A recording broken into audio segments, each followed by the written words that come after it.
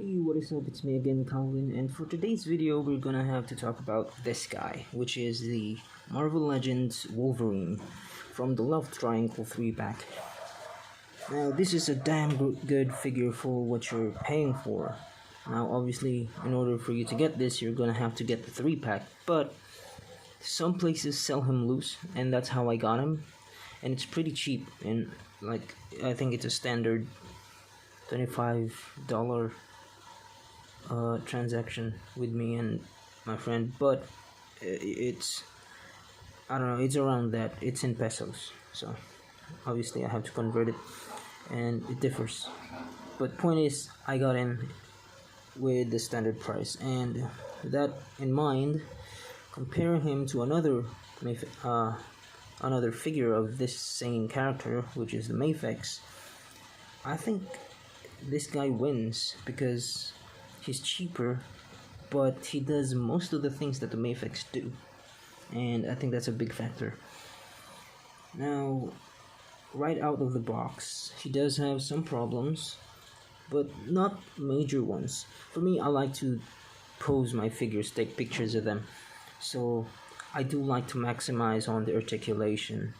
Now, the modifications that I did on this guy is very few, but it helps a lot with the posing, and to show that, I'm gonna have to set him aside here and bring in another figure of the same mold.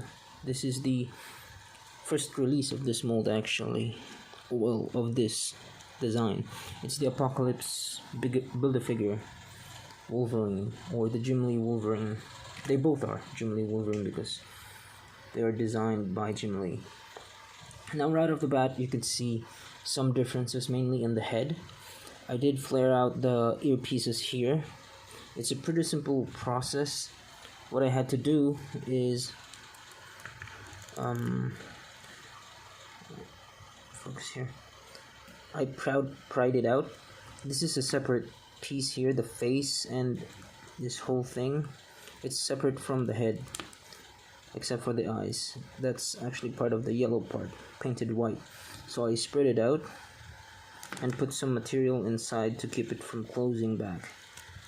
Now, it's up to you what material you want to use. For me, I just use some random piece of plastic, glue it inside, and glue the face back on. I can show you that here. Actually, I don't know if I could really show it properly because it's glued. Yeah. No. Okay, here. As you can see, there's a gap.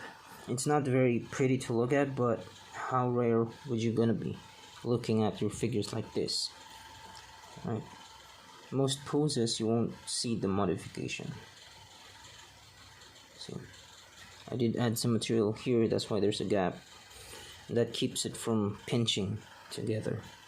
And I think it helps the figure a lot in terms of the looks, because now he kind of actually looks like the Mafex when you look at him like that. Focus, come on. There you go. See, it makes a whole lot of difference, I think. Now, another modification that I did is actually on the head again, because the standard figure,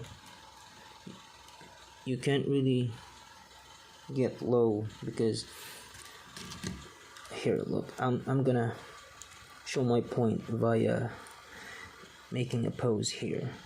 This is how I want to pose my Wolverine, and this is like the first pose that I wanted to do when I got him. I think it's a pretty standard Wolverine pose, like, you know, like that. But the thing is, he cannot look up further. I mean, it's a good pose, but it lacks something. It lacks the aggression that I want. And in order for me to get that, I had to shave a lot of plastic in the back of the head. Again, not that pretty to look at compared here, as you can see. This is more flush, and this is more gappy, but I don't mind. I'm not gonna look at it at the back. And I really wanted that pose, you know. So having said that, once you shave it, you actually get a lot more range of motion. You now get some side to side, and more importantly, you can look all the way up like that. Actually kind of reminds me of the Mafex figure, because again, I don't have the Mafex Wolverine, but I do have the sorry, not the Mafex, the Revoltech. I don't have the Revoltech Wolverine, but I do have the Revoltech Spider-Man, and he does have that a wide of a range of motion at the neck. He could really look up, and that's what I wanted in this Wolverine. Just gonna put him on a quick pose here. I really love this figure. The only thing that would make him better if he had a diaphragm joint. See? That is more aggressive to me. Because now he could look straight forward, right? I think that looks more badass compared to this dude. Obviously, you could do it on the Apocalypse mold version. They're the same mold anyway. So yeah. Now this is probably how he's gonna end up in the shelves once I put him back. Now that's about all the modifications that I did on the body. Not a lot. Now setting this guy aside because we're done with the comparison. You already seen that. He does come with some accessories, and I did some things there too. Now, firstly, I did the same modification in the head here on the alternate face. I haven't done the ears yet because I just haven't done it, and I don't see myself using this head too much. Although it's a good sculpt, I just don't like the tattered hair here. Like the hair showing. It's fine. Just with that amount of battle damage in the face, it kind of looks weird when you put it in the body, which has no battle damage at all. So yeah, it's a good head. Maybe if you get another one and create a battle damage Wolverine, which could be a good idea. Maybe show some adamantium skeleton on the ribs. That could be good. Yeah, that's all I did for this guy. The modification on the back of the head, so he could look up just like that. Now he also comes with the claws, the bone claws. Pretty simple thing I did here. I just gave it a wash on the base, so it kind of has this gradient and kind of a disgusting look to it because it's a bone claw. So yeah, did some weathering, not weathering, but you know, bloody stains at the base. So that's cool. I like it. Actually, this bone claws look amazing. Way better than the adamantium claws, if I'm being completely honest here. But yeah. Now the final accessory that he comes with is the Logan head. Now, I did not anticipate this head to be this cool because out of the box, the paint really did not look good on this guy.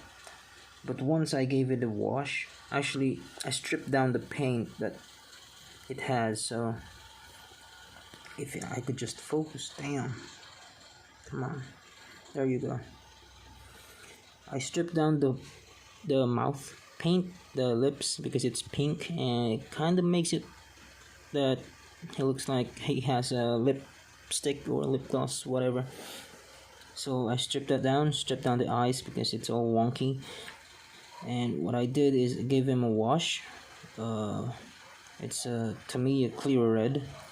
Toned it down with some rubbing alcohol so it could be a decent wash. And yeah, I applied it on the ear, here at the side of the head, and then the lips I did some gloss clear red again, but toned down so it wouldn't be just plain bright red. I toned it down so it could look like it's actually lips and made it a little bit more glossy than the rest of the face. And the eyes, I also made it glossy because it's supposed to be wet, you know. And at the side of the head, I decided to give him like a gray hair, which I don't know why, but he typically doesn't have it. It's just all the way black or sometimes blue, you know. But I think the gray hair kind of suits him. I really love the Logan movie, so maybe that's why I gave him that. Kind of reminds him of the movie. And finally, I did give him a wash on the lower mouth, or the mouth area. A gray wash, just to resemble a 5 o'clock shadow. Again, the focus sucks. Sorry about that. Come on.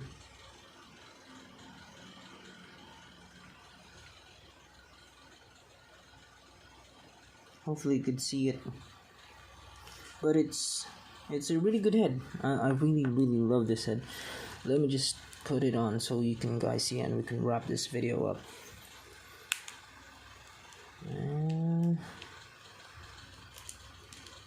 Now, because this is not a masked head and it does have this hair sculpt, I did not wait, sorry, I had to put this on first. It's the hood. I did nothing to it, so didn't show it off. Yeah, but because this is a normal head and not like a masked head, I did not do a modification so that he could move. Oh, sorry. He could look up, because he don't really need to. If he has this head, I'm mostly gonna be posing him standing, just like that, and look badass. I really like that head. It is an amazing head. Kind of looks like Andy Serkis.